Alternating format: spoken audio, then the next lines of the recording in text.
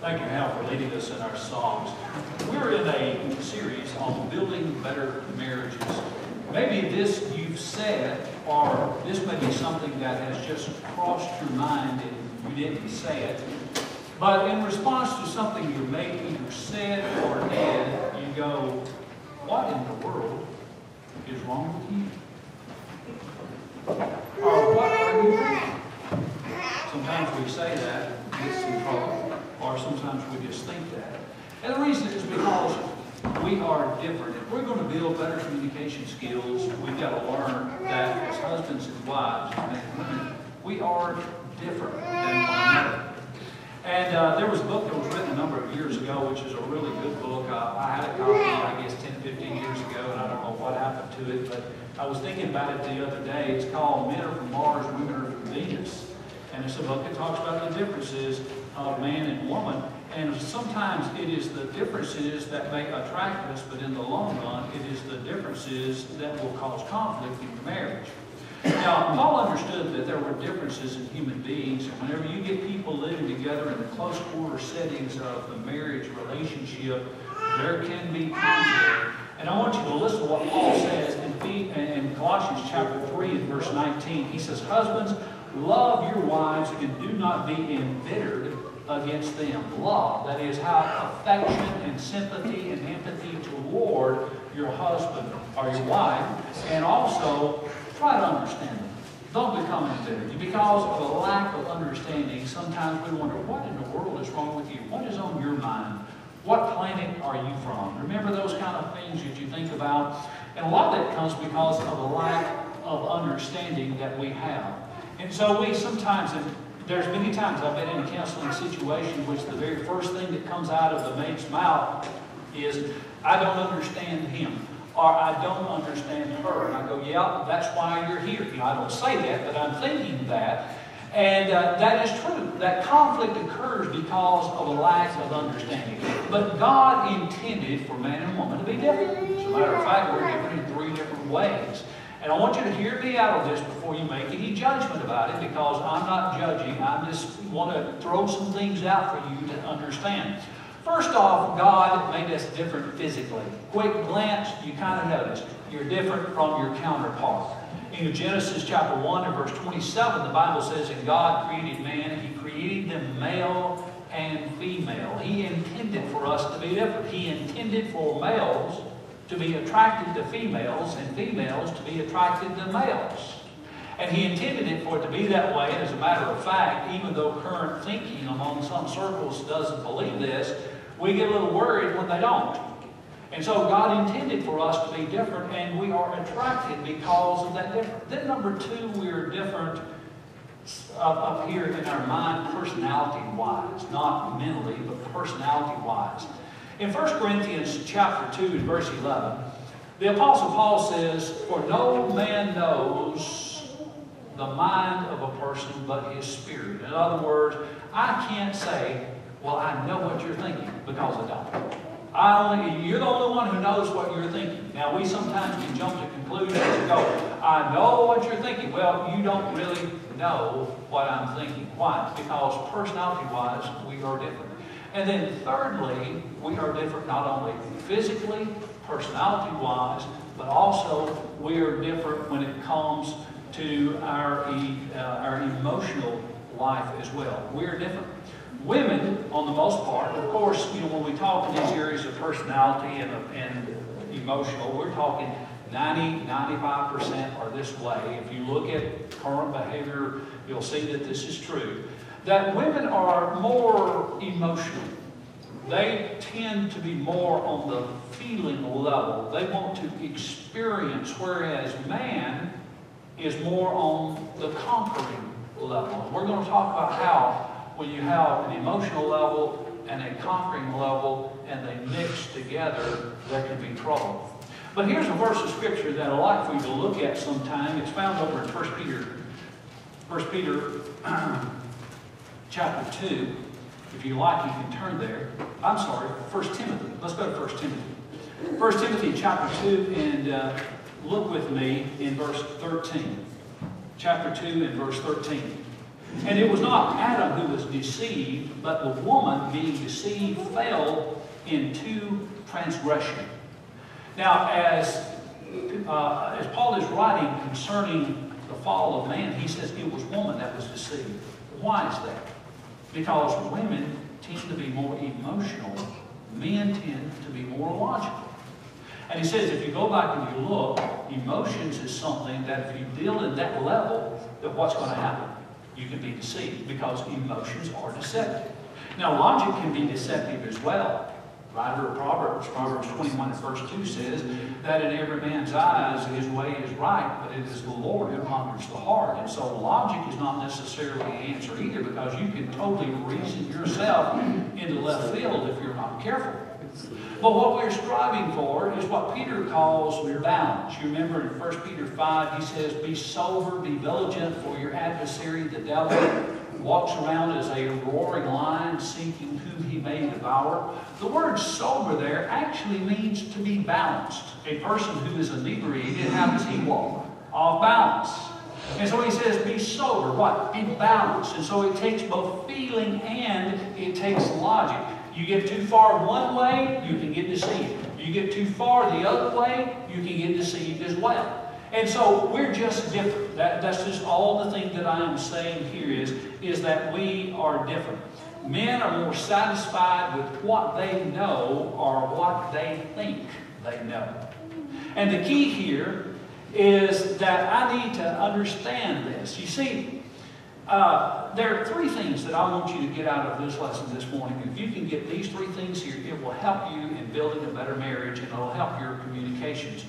Number one, you and your wife, or you and your husband, have three different areas in which y'all are different. Number two, accept those differences. Accept the fact that she may be more touchy-feely, more emotional, more wanting to experience than you.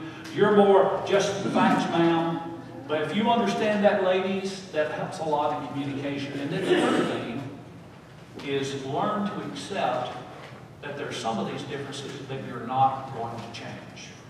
You're not going to change them. Now that's why sometimes somebody can say something in good intentions and it'll make you mad as a wet hen. But you got to go back and say, whoa, wait a minute, before I let this, you just feel that anger rising. Before you let that anger rise, stop for just a moment and try to understand. See, that's what Paul said in Colossians 3. He said, learn not to be embittered with your wife. Why? Learn to understand her. Learn to understand where she's coming from. Now, sometimes these things can be the opposite. I've dealt in situations where the man was the emotional one and the woman was more of the conqueror. And it can be that way, but whatever the situation is, 90% of the time, women are more emotional, men are more logical, they're more rational, they're more in the idea of fixing things, they're more in the idea of conquering things, but women want to experience. And that causes conflict because we don't understand that. And as we go through our lesson, you'll understand and you'll see this. There needs to be that balance in our life. And if you can understand it, if you can accept it, and if you can accept the fact that there are going to be things that are going to be different about you and about her, or about you and about him, if you can understand those differences, you can learn to work with them. Now let's think about needs and rejection for just a moment. I've sat with a lot of couples, and the first statement is, I don't understand her, or I don't understand him. Well, let's just look at needs and rejection for just a moment. Women need, now husbands, listen to me, your wives need to feel that you love them. They need to feel that you love them. Well, I told her that I loved her when I married her. Well, yeah, I know you told her that you loved her when you married her, but she needs to feel that. She needs to experience that love in a way that is meaningful to her, not in a way that is necessarily meaningful to you. When we talk about love and feelings, men have a totally different idea than what women do. Is that not right? We usually have a different concept when we talk about love. Women want to experience that. Here's a man, he comes home from work and he's tired, and men work not with feelings. Here is Steve back there. We're talking about Steve and Randy. Here, they're talking at the end of church, and they're talking about turkey hunting. I can guarantee you a question that will not come up in that conversation. Randy says, well, I saw some turkey the other day, and there was a big one that had a real nice beard on him, and I took a shot at him, but he ducked just as I shot, and I missed him. I can guarantee you Steve will never ever ask him, well, how did you feel about that? He's not going to ask about that. He's going to say, well, how long was his beard? Well, how big was his spurs? Because you see, men deal with facts. Women deal with feelings. All right, so this man comes home from work. He's a little bit tired. He comes into the house. And the thing that he wants to do is kind of go into his man cave, his emotional cave, for just a few minutes and try to unwind. But his wife makes the mistake of following him into the cave. And buddy, you follow the man into the cave, you're going to get bit by a bear. Now, she follows him into the cave, and she asks him one question, and she does not understand why he answers the way that he does. She wants to ask him, you see, she loves him, and she wants to share in his life. So what is the logical question, ladies?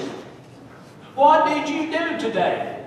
And of course, he's not thinking on a feelings level, but he's thinking more on a facts level. And so he looks at her and goes, what do you mean, what did I do today? I went to work. Well, what did you do at work? Well, I went to work, and I worked for a while, and then I had lunch, and then I worked some more, and then I came home. Well, now, as she retreats out of the cave, how is she feeling about now? Pretty unacceptable. You see, men, they just deal with facts. And men, you got to understand that when your wife is asking you about your day, and I'm as bad as anybody, they're not interrogating. They're wanting you to share your life with them. Women like to share. Remember years ago, whenever we had landlines, that was all that we had before the cordless phone. Some of you probably remember that. You go into the kitchen, every kitchen had a phone that was on the wall, and it had this real long cord that was on the phone. You remember those long cords? What was that cord for? So that the wife could walk all over that kitchen and do whatever work. She could work at the sink, or she could work at the stove, or she could go to the counter, or she could go to the pantry, and she was talking to her friends. Well, what did they say? Well, how did they feel about that? Well, I've got this problem. And we talk and you listen. You come home and you listen, and they're telling the same story over and over. But women love to talk, and they like that kind of thing. And men come home, and all they want is just the facts. And they just want to give up just a few facts as they can. Men understand. Your wife wants you to share in your life, and she's not just wanting to know about what did you do at work today. She's not trying to interrogate you. She's just wanting to get into your life. She's wanting to engage you. She's wanting to connect with you. I mean, it can get so bad. One time I had a couple that was sitting, and the wife was feeling pretty downtrodden, and I'm sure that she thought, you know, he didn't love her anymore, and that he didn't appreciate her, and he didn't care about her. And as she was talking about all this stuff, and he's sitting there, and he's getting madder and madder as she, you know, is talking more and more about what he's not doing and how I'm feeling about this. He doesn't share anything. Finally, she looked at him and she said, you know, I don't know, in the 18 years that we've been married, I don't know anything about you. His reply was, he stood up and he said, you know as much as I do.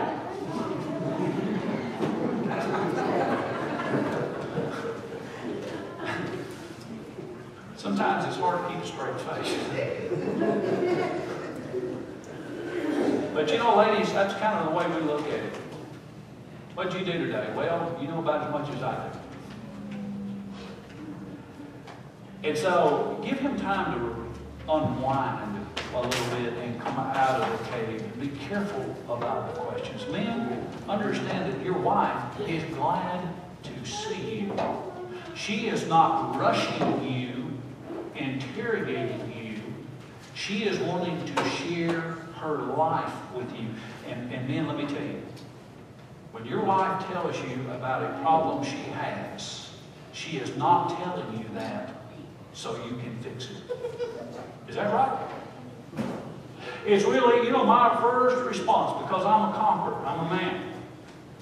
And Amanda can tell me about a problem she's having at school. Well, I can fix that and tell her exactly what to do, turn around and walk off. Well, she doesn't feel too loved about that. She doesn't feel like I shared very much with her and understand. Well, men, you don't have to know just a couple of statements to become a master at this.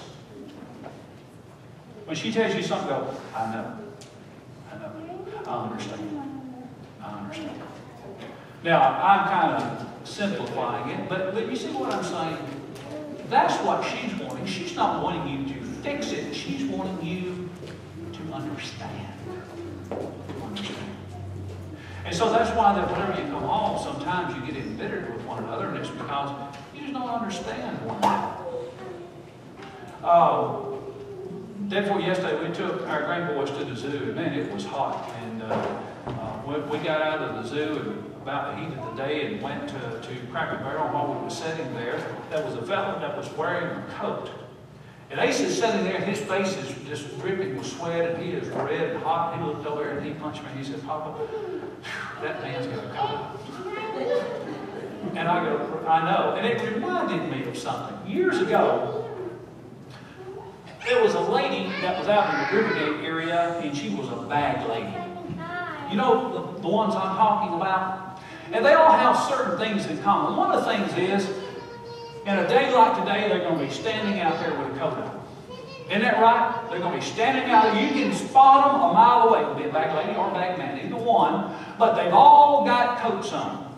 And not only do they have coats on, why did they get their name? Their name is because everything that they have is in bags. And they're walking along with this coat on. It's 95 degrees, burning up. They've got a coat on and they've got these bags, and they're walking along with them. What do they have in their bags? Well, if you look at it, you think, well, there's their possessions. Yeah, but their possessions generally are nothing but junk and trash and stuff that nobody would have, because if it was worth anything, somebody's already a long time ago took it away from them. It's just trash. But you could always spot these bag people because they had their bags and their coats on. You know, in marriage, you can be a spiritual and emotional bag person. They're emotional bag ladies, emotional bag men. You start discussing something, and they get out their bag. So what does that bag say? You see that? The past. I've got my bag with me. And we start talking, and before long, you know, I start pulling it out. You're nothing but a rat. That's all you are, is a rat. You remember 15 years ago when you did this to me? You haven't even apologized. You haven't even acted like it's bothered you. Or maybe, you know, 20 years ago, I needed you as a knight in a shining armor, and you were a chicken. That's all you were. You're nothing but a chicken. You know, it comes out of the bag, out of the past. Oh yeah, this right here, you snake, you. You're nothing but a snake. Every time we get into a fuss or a fight, here it comes. I'm going to tell you about being a snake. And if that doesn't work, there's always the crying towel. I can always go to crying. Go to crying. You know, turn on the water then. If the waterworks doesn't work, then, well, let's give him the cold shoulder. You know, he just won't talk. You have a mate that gets mad at you and won't talk to you for a day or two or a couple of hours. You know, we could just fill all kinds of things in our bag if we wanted to. I mean, I could put a vacuum cleaner in there. You know, here we are, and you're mad at him, and so you get that vacuum cleaner out, and you're saying, you know, he may watch that ball game, but he'll watch it over the sound of this vacuum cleaner. Or you get in there banging and banging around on pots and pans. Well, he may watch that show, but there's one thing about it. He's going to have to do it over the sound of these pots. You see, we got to be careful that we don't become bag people and carry that baggage. You ever go to the mall with your wife, man? Oh, listen to all these nervous giggles. That's right. That's a big sore spot. Women go to the mall or shopping for the experience. Some reason or other, it helps some folks to unwind. Isn't that right?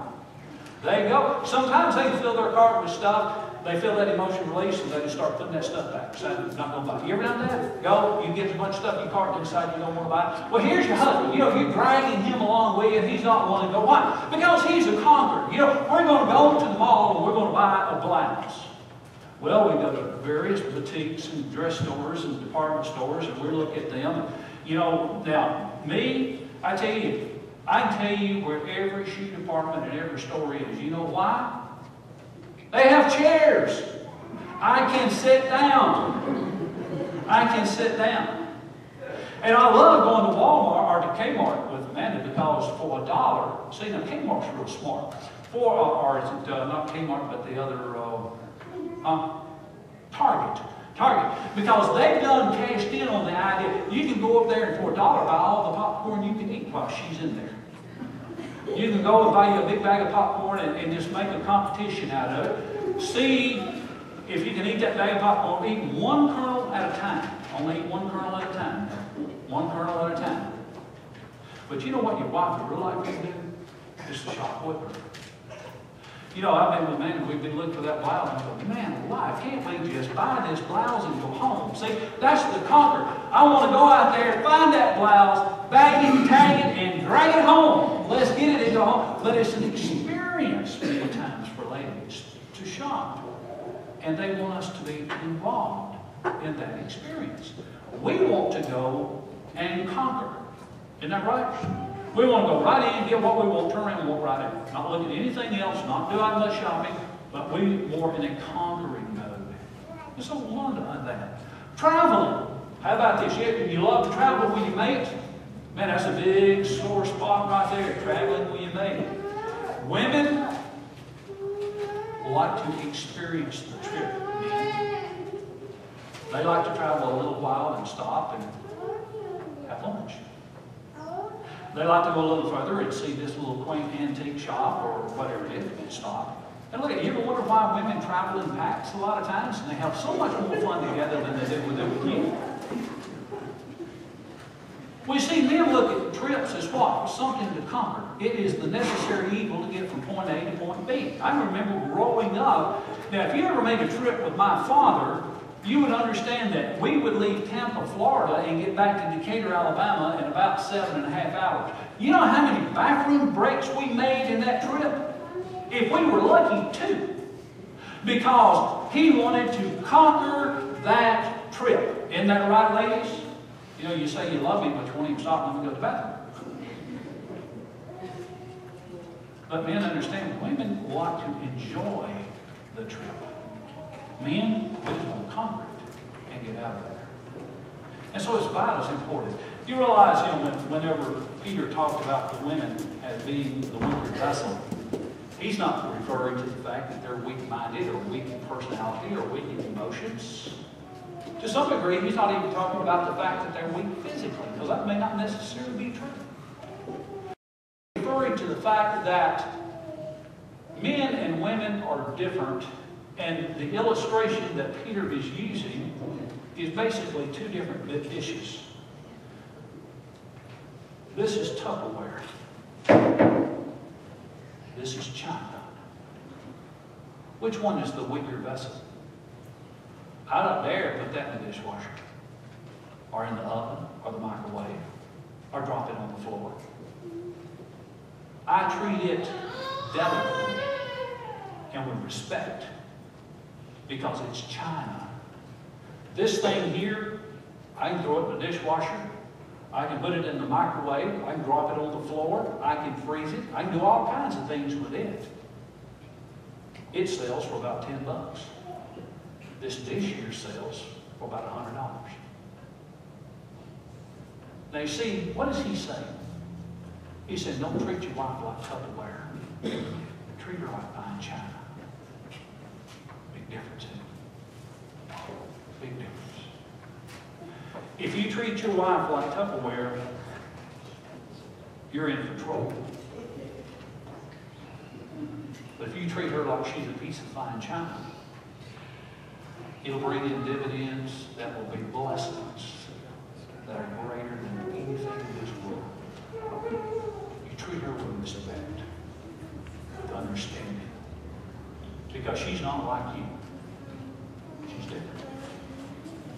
See, you know, we haven't even got to the communication part. Next week we're going to talk about it, but we got to first kind of clear everything off before we can build it. And this morning we want to get the better understanding of our wife.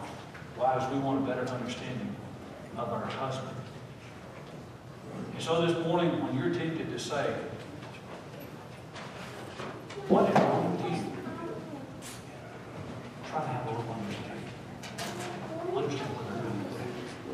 Jesus said, husbands, love your wives as Christ so loved the church and gave himself for it. Jesus, in his deed of redemption, was to die for us. That's what we're to do for our wives. Die for her. Have that kind of understanding. Can you die to your needs? Can you die to your wants? You say, well, if I do that, then I won't ever get anything. Well, let me make a promise to you. If you'll supply all her needs, you won't have to worry about your needs. God has got this set up to where it'll work, and it'll work wonderfully. This morning, the greatest thing you can do is to give your husband or your wife a Christian, one who has faith, and yours is a faith-based marriage, a faith-based home. You're believing and living by the principles of God, not by might makes right, or what I want, or the battles of the wheels, but what the Lord wants. This morning, if you need to put your Lord on in baptism, I want to encourage you to do that. I'll give this to you.